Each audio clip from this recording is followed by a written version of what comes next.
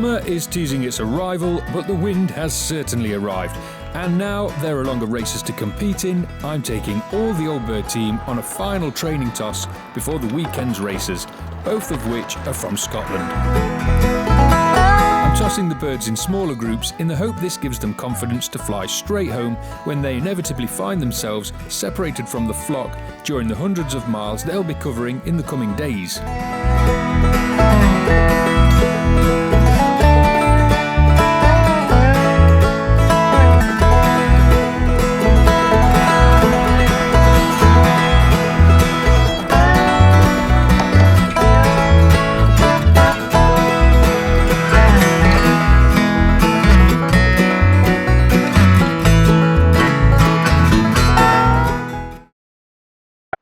It's a big day today because I am basketing the two birds that I picked out for Lerwick, and I'll show you them now. Quite tricky to get them set up because we've obviously got them all on widowhood for the cocks.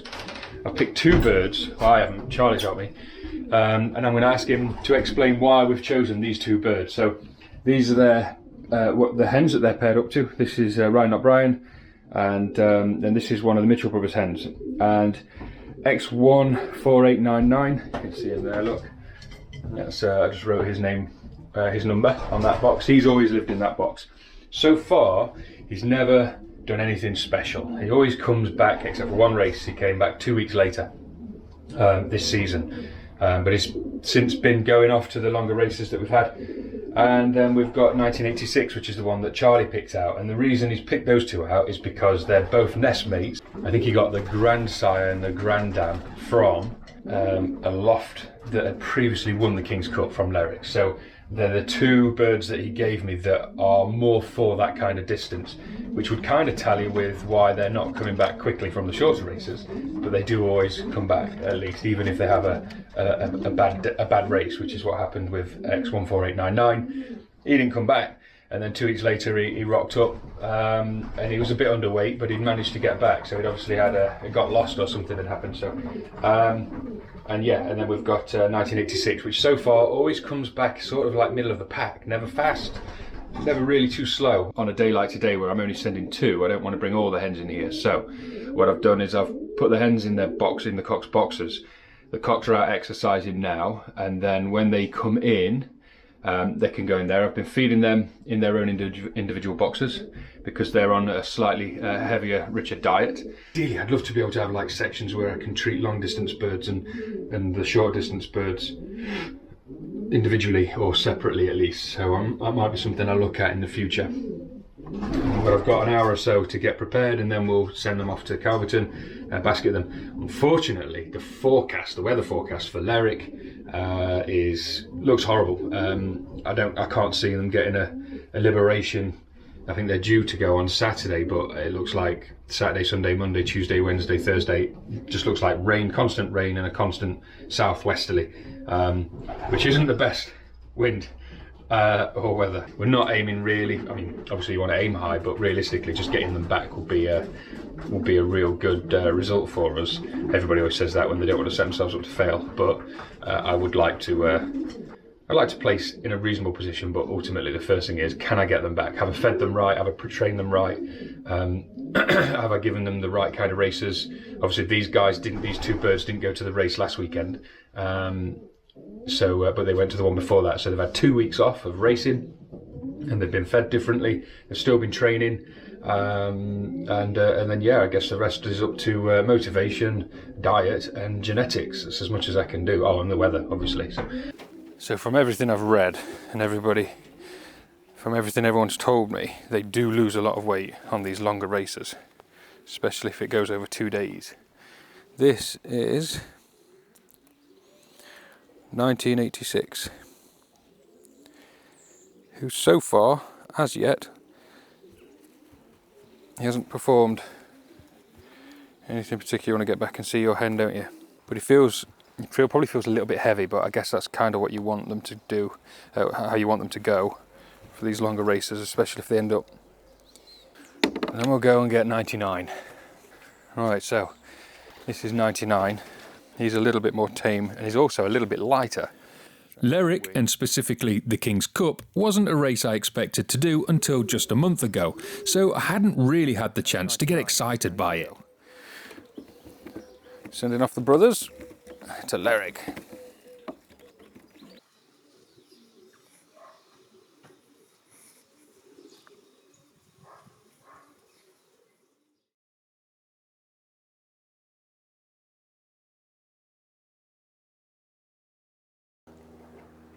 Yeah. Right, so the birds went up at 7:35, so we've got to get the pad put out, the ETS clock pad put out, and we think they're going to be back. Charlie reckons they're going to be 3 hours. I reckon 3 hours 20 minutes. It's a west-northwest wind, and we're all in a Stones Brown and Sons Racing Lofts attire. I don't show the washing. And also, it doesn't look very good on camera, does it, with your pants on the line. Jasper's made us some half, what's that, a third cup of milkshake. All the powder's at the bottom, Jazz. You didn't mix it. Yes, I did. If you drink it, all the powder's at the... Yeah, but... You got to mix it. Yeah, I did a minute. Still got the taste. It's actually quite nice. Yeah, no. Why did we only get like a third of a cup though? Because there wasn't much milk. Oh, right, okay. Yeah, that makes sense. I had to see some for breakfast. Jazz, but we're getting milk today. Oh, it's delicious. Okay, today's an important day because it's a championship race. We want to win this race if we can, right? So if the birds get here, we need to be ready. Do you want to catch her, or do you want me to catch her? Some people like to have a pigeon that doesn't race but lives with the racers. It's called a dropper, and it's supposed to encourage the returning pigeons to land quickly and enter the loft. I only have one, and she's not very good at her job. Nevertheless, I've been keeping her in with the young birds so they get used to her, as young birds tend to be nervous when returning from their races. As usual, she doesn't want to put in a shift at work today. Close this up. Close the door behind you. Right, we want her. Oh, she's a bugger. She knows exactly what's going on. Come on. Just let us catch her. Just hit you in the face. Right. Got it. Right, got it. Archie, why are you cowering? She once you've got her, she's so calm. She just like one of them, and then that footed up just like trying to land on one feet. Right then, Jazz, here's the dropper. Another job for you. Here you go then, sunshine. If you set them up over there by the window, and then we can watch them come in. But I said last time. Yeah.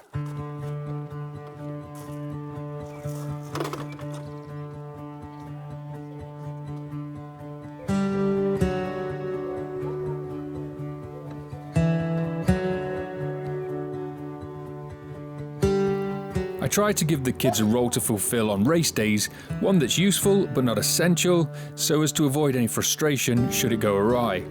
Today, Archie is scouting for returning birds, and Jasper is responsible for shaking the feed jug when they arrive. Here's one. Come on. There. You may remember 2003 was the bird that got ill as a young bird, and I somehow managed to keep the thing alive. He went on to put in a good performance as a yearling, but so far this year he hasn't really been up to much. I haven't bred from him because he got ill as a young bird and his first foster clutch didn't survive, but his performance in this race paid the loft's feed bill for a couple of months. Well done, Jazz, heard you shaking. Do they talk to each other? Yep. Oh, blooming heck, he's fast. Come on then.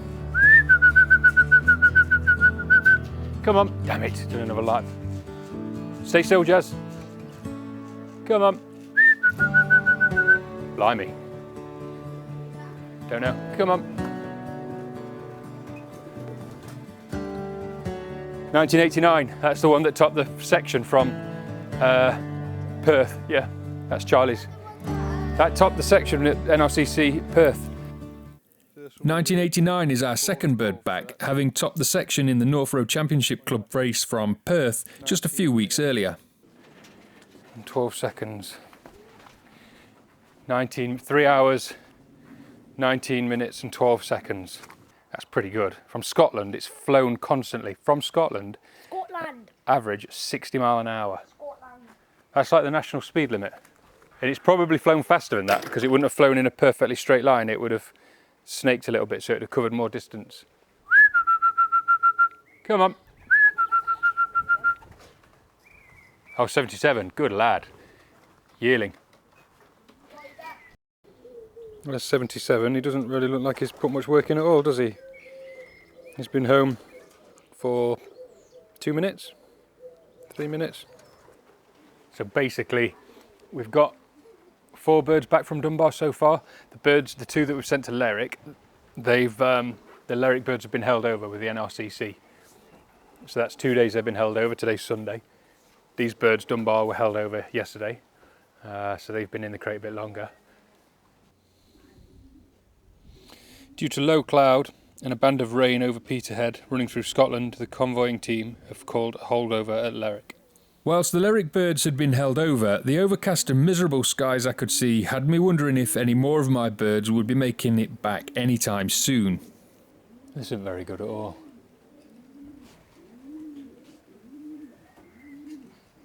Four birds in half an hour.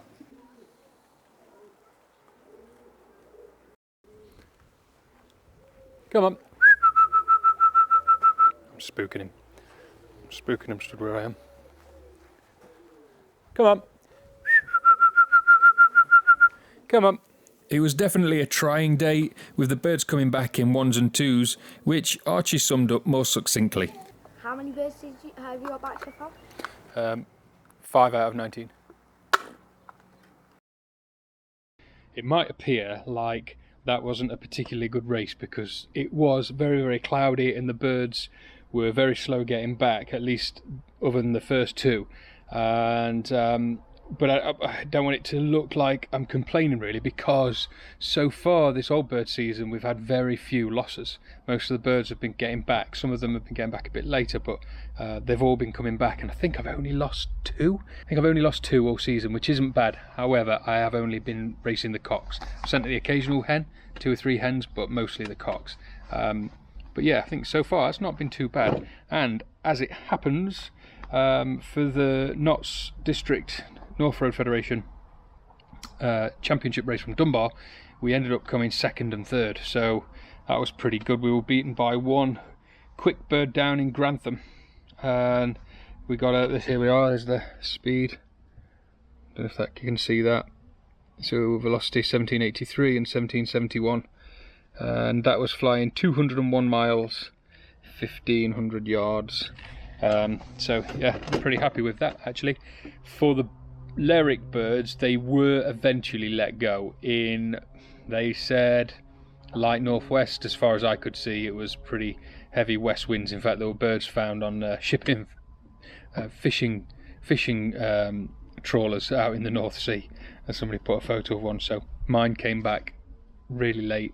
I think the first one was a few days later, and the second one literally came back 3 weeks later, and I found it inside the young bird loft. Both fine, both had the ETS rings, the phone numbers. They hadn't been in a loft, they just trundled their way back. So not the best performance for those, but they came back. Don't know what that means, because they had a pretty good preparation. They didn't have a race the weekend before. They had a steady race the week before that. They were fed a pretty good diet. They had plenty of fats and protein and carbs. They had a good balanced diet, I would say. And they'd both raced from Scotland before. Obviously Lerwick's a different kettle of fish. It is across the sea, and it's 480 something miles, so 180 miles almost, maybe 200 miles further than what they normally race. Could they have done better? I would have liked to have thought so, but it was a very strong west wind for a couple of days when they were liberated and when they raced, so it was pushing them right outside. I expected to find them in Norway or Denmark, but there we are.